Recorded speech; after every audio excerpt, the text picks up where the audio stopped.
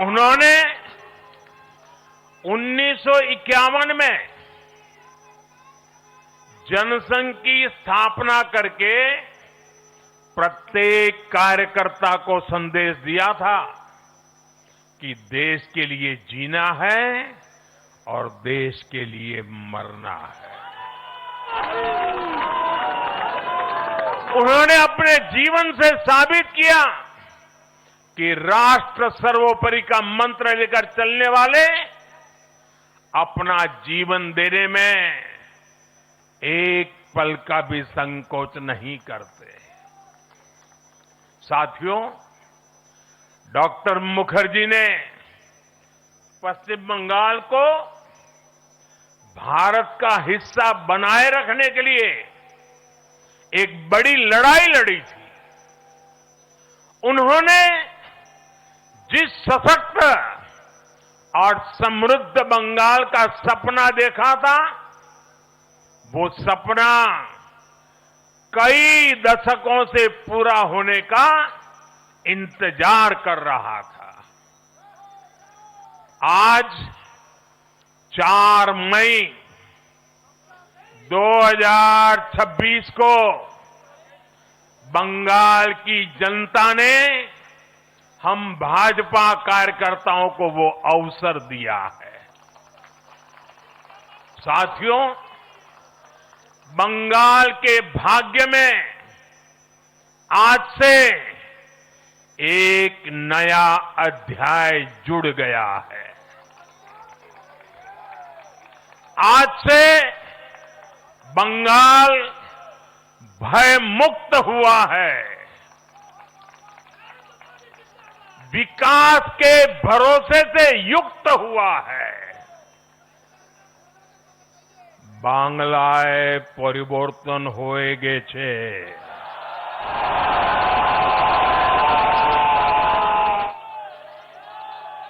साथियों, इस जीत के साथ साथ वंदे मातरम के 150वें वर्ष में भारत माता को और ऋषि बंकिम जी को बंगाल के लोगों ने अपना सादर नमन प्रेषित किया है। योगीराज श्री अरविंदो को भी मतदाताओं ने ऐतिहासिक श्रद्धांजलि दी है। साथियों, बंगाल में हमारे कितने ही कार्यकर्ताओं ने अपना जीवन इस जीत के लिए समर्पित किया है। भाजपा की कितनी महिला कार्यकर्ताओं को तमाम अत्याचार सहने पड़े हैं। आप कल्पना नहीं कर सकते कि केरल में और बंगाल में भाजपा के हर कार्यकर्ता को कितनी मुसीबतें झेलनी पड़ी है, उन पर कितने जुल्म हुए हैं, कितने अत्याचार हुए हैं। मैं आज बंगाल में भारतीय जनता पार्टी की सफलता का श्रेय ऐसे सभी कार्यकर्ताओं को, उनके परिवारों को देता हूं। मैं जीत बंगाल की जनता को समर्पित करता हूं।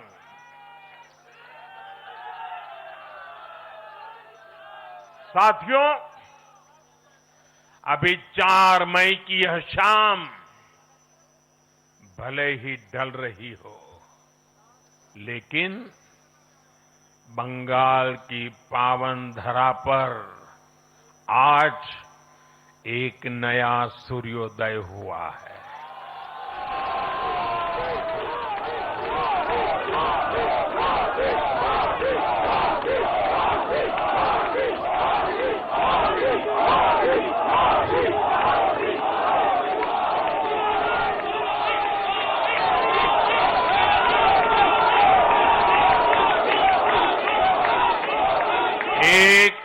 ऐसा सवेरा,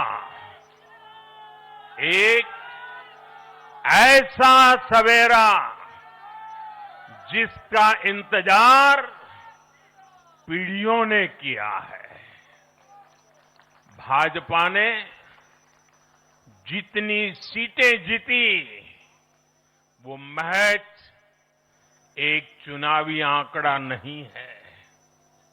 ये उस अड़िग विश्वास की हुंकार है जिसने डर, तुष्टीकरण और हिंसा की राजनीति को जड़ से उखाड़ फेंका है।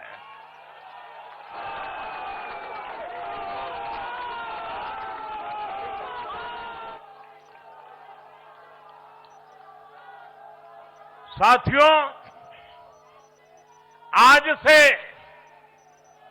बंगाल के भविष्य की एक ऐसी यात्रा शुरू हो रही है जहां विकास, अटूट विश्वास और नई उम्मीदें कदम से कदम मिलाकर चलेगी। मैं आज हर बंगालवासी को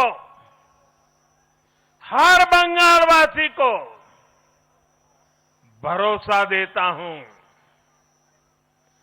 बंगाल के बेहतर भविष्य के लिए भाजपा दिन रात एक कर देगी।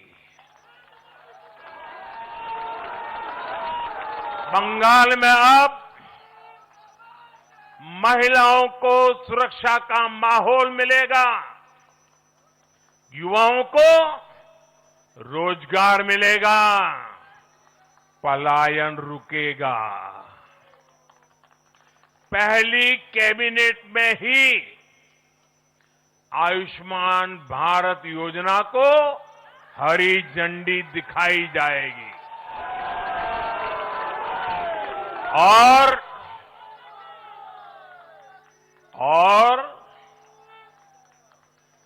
घुसपैठियों के खिलाफ भी सख्त से सख्त कार्रवाई होगी।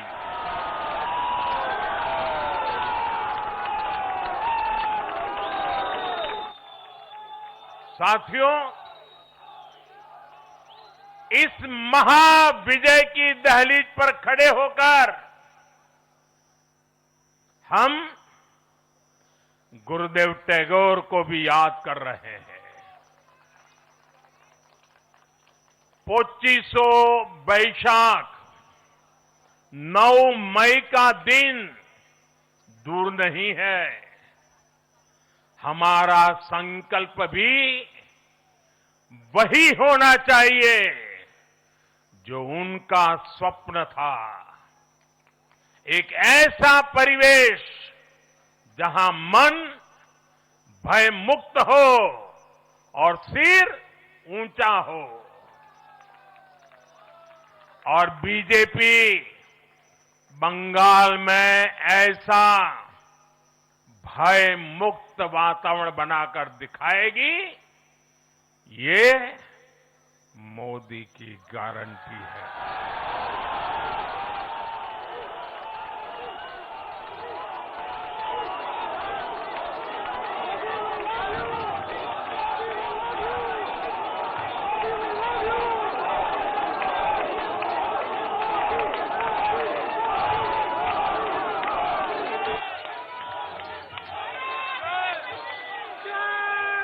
साथियों, बंगाल के ये चुनाव एक और वजह से बहुत खास रहे हैं। आप याद कीजिए, बंगाल चुनाव के समय कैसी खबरें आती थी। हिंसा, डर और निर्दोष लोगों की मौतें। लेकिन इस बार पूरे देश ने एक नई खबर सुनी। पश्चिम बंगाल में शांतिपूर्ण मतदान हुआ।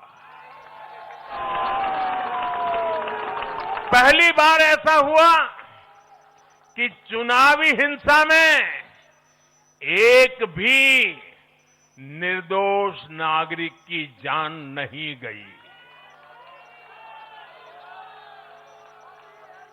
लोकतंत्र के इस महापर्व में बंदूक की आवाज नहीं, जनता जनार्दन की आवाज गूंजी। पहली बार डर नहीं, लोकतंत्र जीता है। साथियों, आज जब बंगाल ने परिवर्तन के नए दौर में प्रवेश किया है, तो मैं बंगाल के हर राजनीतिक दल से एक आग्रह भी करना चाहता हूं। बंगाल में बीते दशकों में राजनीतिक हिंसा की वजह से न जाने कितनी जिंदगियां बर्बाद हो चुकी है। मेरा स्पष्ट मानना है कि आज से बंगाल की चुनावी जो आदतें फैली हुई हैं, उसमें बदलाव आना चाहिए।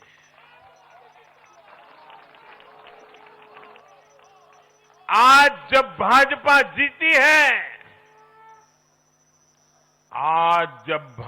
जीती है, तो बदला नहीं, बदलाव की बात होनी चाहिए। भय नहीं, भविष्य की बात होनी चाहिए। मेरी सभी राजनीतिक दलों के कार्यकर्ताओं से अपील है, आइए हिंसा के इस अंतहीन चक्र को हमेशा के लिए खत्म करें।